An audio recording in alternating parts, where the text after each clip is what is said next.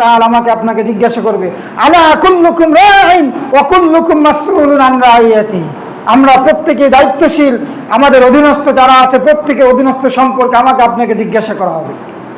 সুতরাং আমার হাত, আমার পা, আমার জবান কোন দিকে যায়, কোন কথা বলে, এই প্রত্যেকটা কথা, প্রত্যেকটা দিক সম্পর্কে আল্লাহ সুবহানাহু ওয়া তাআলা জিজ্ঞাসা করবে।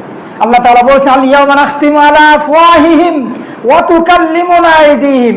আল ইয়াওমা নাখতিমু আলা আফওয়াহিহিম, এই মুখকে বন্ধ করে দেওয়া হবে, এই মুখের মধ্যে তালা মেরে দেওয়া হবে। হ্যাঁ, নাখতিমু আফওয়াহিহিম ওয়া তুকাল্লিমুনা আইদিহিম, আপনার হাত কথা বলবে। ওয়া তাশহাদু আরজুলুহুম, এই পা সাক্ষ্য দিবে। এই পা নিয়ে আমি আপনি কোথায় গিয়েছিলাম, কার খেলা দেখতে গিয়েছিলাম, কার মুভি উপভোগ করতে গিয়েছিলাম, কার ক্ষতি করতে গিয়েছিলাম, কাকে খুন করতে গিয়েছিলাম, কার বিরুদ্ধে ষড়যন্ত্র করতে গিয়েছিলাম। এই পা কিয়ামতের মাঠে আল্লাহ সুবহানাহু ওয়া তাআলার কাছে সাক্ষী দিবে। এই কথা কি বিশ্বাস হয়? বিশ্বাস হয়। কোরআনের কথা, আমার কথা না, কোরআনের কথা।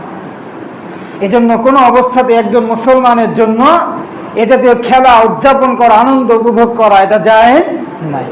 এখন কোনো ব্যক্তি যদি খেলা দেখলেও না, খেলা উপভোগ করলো না, আনন্দ উদযাপন করলো না, শুধু একটু ভালো